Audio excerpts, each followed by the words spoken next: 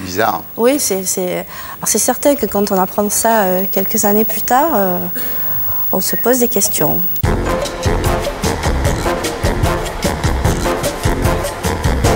Sylvie Borel, bonsoir. Bonsoir. Donc, écoutez, le pitch de votre bouquin est simple. Il est contenu dans le titre du livre. C'est Mon père, Francis le Belge. Voilà, comme ça au moins c'est simple et définitif. C'est chez Jean-Claude Lattès. Voilà. Le 27 septembre 2000, c'est en allumant la télévision que vous apprenez l'assassinat de votre père, donc Francis le Belge. 2 hommes casqués qui entrent dans un PMU. Et lui réalise que son heure est arrivée et il ouvre ses bras en croix, donc attendant les balles qui allaient le tuer. Est-ce qu'il s'attendait à ça, vous pensez, à cette époque ? Je pense que tout au long de sa vie, de toute façon, il savait très bien, comme je dis souvent, qu'il ne mourrait pas dans son lit. Ouais. Et surtout, à la fin de sa vie, 1 mois auparavant, il venait de perdre son ange gardien, comme je dis, c'était sa maman. Donc, il pensait de plus en plus à la mort. Et puis, bon, je pense que pour lui, c'était une évidence. Ouais. Ouais. Alors, vous racontez la mort donc, du dernier parrain, votre père, Francis le Belge. Ensuite, flashback, quand votre mère le rencontre. Alors, on l'appelle Francis le Belge parce que son nom était imprononçable. Oui, à l'école primaire déjà. Ouais.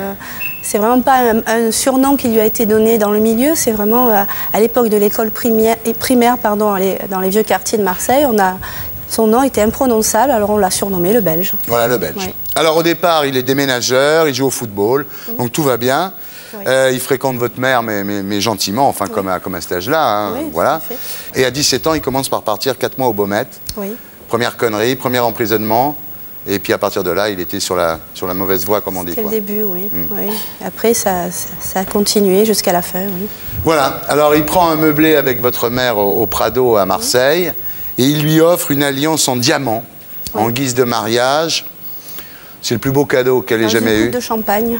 Il n'était pas encore vraiment, je dirais, à l'apogée de sa carrière, entre guillemets. Donc, il était encore assez gentil avec elle. Ouais. Et à partir de là, ça sera que désillusion et souffrance pour votre mère. Quoi. Oui. Ça a été vraiment le grand moment de leur vie, c'est cette bague en diamant. Exactement, oui. Et malheureusement, ça n'a pas duré longtemps. Ça n'a pas duré longtemps parce qu'à 20 ans, lui, il ne pense qu'à réussir dans le milieu. Il néglige énormément sa vie de couple. Hein. Il a des maîtresses, il sort, etc. Et quand votre mère lui annonce qu'elle est enceinte de vous, il lui ordonne d'avorter et elle refuse. Oui, elle refuse. Pour la première fois, elle s'oppose à mon père, alors que quelque part, elle est sous son emprise déjà, et puis elle en a déjà peur. Mais malgré tout, elle s'oppose à lui pour la première fois, et puis elle décide de mener sa grossesse à bien, à terme. Mais la seule solution pour elle, en fait, c'est de quitter mon père. Ouais. Ouais. Mais quelque chose va l'en empêcher. Voilà, alors votre mère, en fait, à ce moment-là, est rattrapée par la police. Elle refuse de balancer votre père. Hein. Elle est accusée de complicité de proxénétisme, évidemment. Tout à fait, oui. Elle est envoyée en prison et elle est libérée 1 semaine avant votre naissance. Oui, heureusement. Mais d'ailleurs, je ne sais pas, là, on a eu énormément de chance parce que ce serait encore inscrit sur mon extrait de naissance. Naître en prison, c'est quand même encore plus lourd à porter que d'être fille de Francis le Belge. Ouais. Oui, oui.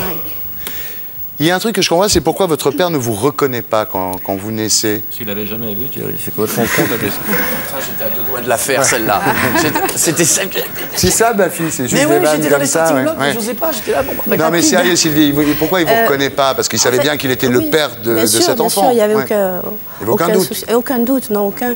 Mais il ne me reconnaît pas au départ parce que, quelque part, ma mère s'est opposée à lui, elle lui a désobéi. Donc sa première punition, c'est de la laisser aller en prison, même si elle est enceinte. Par 2 fois, il va la punir par la prison, ce qui est assez cruel hein, quand même. Surtout qu'il savait ce qu'était la prison, hein, il l'a su pendant très longtemps.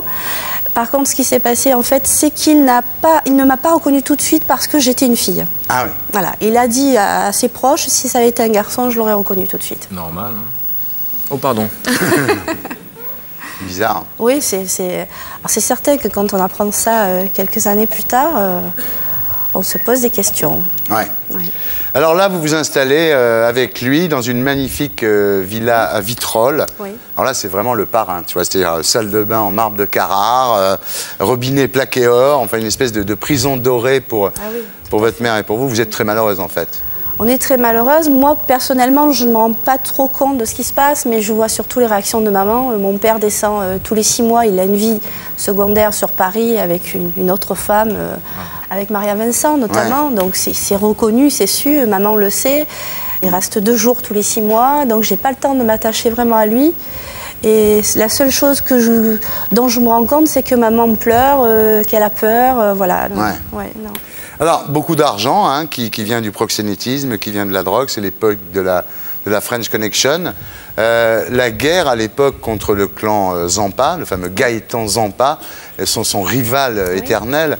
Est-ce qu'à l'époque, vous savez ce que fait votre père?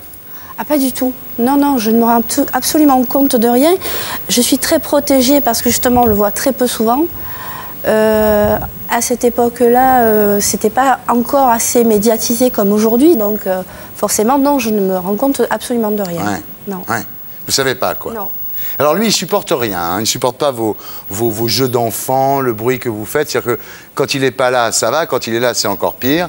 Un jour, par exemple, il exige que vous vous agenouilliez pour embrasser ses pieds. Oui, en fait, il était avec des amis, il venait d'arriver, et puis bon, il commence un petit peu à parler, et puis il dit à ma mère, ben voilà, écoute, tu sais maintenant, je suis le parrain, donc tu dois en être fière. Puis d'un coup, il dit à ses amis, mais tout le monde doit être à mes genoux, et puis notamment ma fille, viens m'embrasser les pieds. Puis ma mère s'est opposée à lui. Ouais. Elle a dit non, non, ça... Et pourquoi il faisait ça? Il avait pété les plombs ou... Je sais pas, il était peut-être devenu un peu mégalou, je sais pas. Je saurais pas expliquer son geste, ni ses paroles, parce que moi-même, je suis maman de 2 petites filles, et ça me Quand vous vous embrassez les pieds, c'est gentiment chez vous, j'imagine. Ah oui, genre, oui. ma petite fille de 3 ans, oui, voilà. Mais pas du tout, ça ne me viendrait même pas à l'esprit. C'est pour ça que je ne peux absolument pas l'expliquer. Ouais. Non. Il y a un truc plus grave quand même, c'est qu'il vous utilise comme bouclier humain. C'est-à-dire vous devenez un petit peu son assurance-vie, parce qu'il dit que finalement, quand il sort avec vous, c'est difficile de lui tirer dessus, quoi. Oui, mais ça, c'est vraiment dans des conditions spéciales. C'est-à-dire que mon père n'avait confiance en personne. Et un jour, sa maman lui dit, écoute, je suis allée voir une voyante, et puis celle-ci m'a dit que ta compagne, notamment ma mère, cherche à te faire tuer.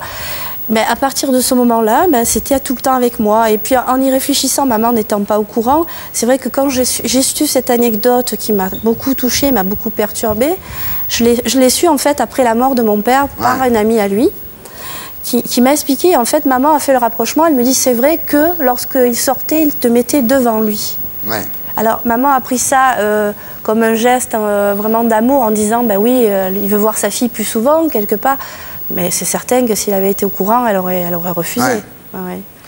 Vous avez pour lui des sentiments très mitigés. C'est des sentiments d'amour, comme on a pour son père, en même temps de haine par rapport à son comportement. Ça a été vraiment un très long parcours, puisqu'il n'y a pas très longtemps que je m'en suis sortie, je suis encore en thérapie. Mais j'ai passé vraiment une période j'ai idolâtré mon père. C'était la période fan, je découpais tout.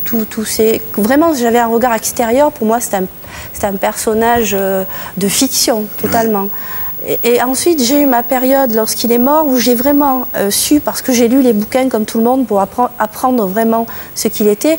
Donc à partir de là, je me suis mise à le juger et à le haïr. Et quelque part, ça m'a dérangée de haïr mon père. Ouais. Parce qu'on n'a pas le droit de juger ses parents. Donc à partir de là, j'ai commencé ma thérapie, j'ai sombré, j'ai fait ma dépression, ma tentative de suicide. Et là, je suis arrivée à un stade, une année après, à être neutre. C'est-à-dire à ne plus juger mon père. Voilà, et ça m'a permis d'écrire ce livre. Alors, à l'époque, votre père a des maîtresses, hein, c'est donc Secret de Polichinelle, évidemment. Et votre mère rencontre un autre homme, dont elle aura une deuxième fille, votre sœur. Et quand Francis le Belge l'apprend, il menace de tuer tout le monde. Il faut dire qu'il l'apprend d'une manière assez spéciale. Il est en prison, il apprend que depuis 2 ans, maman est a une double vie. Ouais. Il apprend que la deuxième fille qui croyait être la sienne n'est pas la sienne. Là, pour le coup, c'était pas la sienne. Voilà. Ouais. Et bon, mais je pense que c'est assez vexant, d'autant plus qu'il avait décidé de nous reconnaître enfin toutes les deux. Et ce qui est terrible, c'est que l'amant de votre mère, enfin en tous les cas le père de votre demi-sœur, pour fuir, est obligé de s'habiller en femme. Mais en fait, il a été obligé de se grimer en femme. Bon, ça a été vraiment un très succès, mais moi, ça me suffisait. C'était pour moi, en fait. Juste les ongles. Non, juste raser les avant-bras. Raser les avant-bras et mis le peignoir de sa maman. Ouais. En fait, ce qui me permettait de penser, puisqu'il avait une nuque un peu longue, les cheveux un peu longs, de penser que c'était une femme, et ça m'évitait de dénoncer quelque part l'homme que voyait ma mère, Ouais. en pensant que c'était Tati Paulette. Oh là là. Non mais Un c'est film, sûr. il faut faire le film là. C'est énorme. Et alors, votre mère, pour avoir la paix à un moment, parce que votre père menace non seulement votre mère, mais son Jules, enfin le père de votre demi-sœur, et à un moment, votre mère est obligée, ça s'arrange par l'entourage de Gaston Defferre, etc., et elle dépose une enveloppe chez un notaire où elle balance toute la vérité en disant s'il m'arrive quelque chose, bah, ça se saura. Voilà. Mais lorsque mon père apprend tout ça en prison, on est obligé de fuir. Alors, Tati Paulette s'est mise en congé sans solde, maman est partie sans rien, on a tout laissé, on nous a tout pris. Et puis, on est allé se cacher dans un petit village de quelques habitants à côté de Sisteron. Voilà. Ouais. Et c'était pour nous, avec ma sœur, on l'a vécu ça très bien. C'était des vacances improvisées. Hein. Bon, il y a qu'une chose qui était un petit peu curieuse, c'est qu'on était hors saison, on était dans un petit village de montagne, c'est-à-dire une station de sport d'hiver, et on était les seuls dans la pension de famille. Voilà. Mais... Alors, à un moment, vous allez voir votre père en prison. Entre 8 et 16 ans, vous le voyez seulement à travers une vitre, hein, votre père. C'est-à-dire qu'il a fallu les parloirs libres pour que vous puissiez le toucher. Quoi. Bon, alors, c'est les tables aménagées, des tables rondes avec des chaises, et puis toute la famille est là, la famille paternelle, on est tous là au rendez-vous. Puis pour moi, c'est vraiment un choc parce que quelque part, sur Marseille, maman se fait opérer pour une opération très grave et j'avais pas envie d'être là. J'avais envie d'être avec maman, d'être avec elle. Et puis, en même temps, j'ai envie aussi de découvrir ce père et puis de le toucher enfin. Et quand je le touche, malgré moi, oui, il se passe quelque chose. Bien sûr, bah, c'est votre père. Voilà, c'est mon père. Finalement, il sort de prison et en 92, il ne peut pas assister à votre mariage. Non, c'est pas qu'il ne peut pas. De toute façon, mon père n'entre dans aucune église. Il n'est jamais entré dans une église. Et il se refuse à le faire. Donc, de toute façon, il n'aurait pas été là. Bon, on comprend aussi qu'il est interdit de séjour dans la région PACA. Donc, pour lui, assister à mon mariage, c'est impossible. En même temps, quelque part, ça m'arrange. Parce que la place à côté de moi, c'est pas la sienne. C'est la place de mon père, de mon beau-père, qui est mon père de cœur, qui est un être tellement extraordinaire et puis qui m'a tellement... combler cet amour qui m'a manqué. Je veux dire, très vite, Tati Paulette qui s'est transformée en... Mais oui, c'est marrant, mais je l'ai reconnue tout de suite. Quoi. Je veux dire, je n'ai de bons souvenirs qu'avec Tati Paulette ou avec mon père de cœur, que j'appelle papa, j'ai pas honte de le dire. Alors pour votre mariage, vous n'avez pas de cadeaux. Hein. Vous dites que c'est pas tellement comme dans les films de Coppola où on voit des tas de cadeaux, etc. Vous avez un magnétoscope et un four à micro-ondes. Oui. C'est pas très folklore, hein. Oui, c'est fait court. En même temps, attention, j'en avais besoin aussi, hein, donc j'étais ravie. Mais bon, moi, de toute façon, j'ai jamais eu la grande vie, donc moi, ça m'a pas choquée. Mais en faisant après ce livre, j'ai quand même fait des rapprochements. Et puis, je me suis dit, bah oui, le parrain dans Francis Ford Coppola, c'est pas pareil, quoi. Alors, vous dites, pour conclure, meilleur voyou que père, hein, quand même. Oui, tout à fait. Ah, c'était un voyou parfait. Je veux dire, il a toujours respecté, il a toujours payé pour ce qu'il a fait. D'ailleurs, il en est mort. Mais bon, c'était pas mon père. Alors bon, il a peut-être des circonstances atténuantes, c'est-à-dire qu'il a souvent été en prison, il n'a pas grandi avec moi, il n'était pas préparé à cette paternité, il ne la voulait pas. Donc à partir de là, c'est vrai qu'on peut se poser des tas de questions. Mais c'est pas facile, c'est vrai. Non, ça va mieux là? Ça commence, mais c'est difficile de sortir tout ça parce que pendant 34 ans, je me suis tue, c'était un lourd secret. En même temps, mon père m'a jamais donné le droit à la parole, jamais donné le droit de dire qui j'étais, jamais. Un grand silencieux, ton père. Oui. Et Tati Paulette, qu'est-ce qu'elle devient alors? Mais Tati Paulette est mariée avec maman depuis 33 ans. C'est un papa admirable. Tout ce que j'ai, je lui dois. Il se rase encore les bras. Les poils ont repoussé. Il a des cheveux un peu plus blancs maintenant. C'est un papy extraordinaire et c'est... Il n'y a pas de mots. C'est Tati Paulette. C'est Tati Paulette. Si tu nous regardes. Et pour être sûr de ne rien rater de Inalarditube, abonnez-vous et mettez un pouce bleu.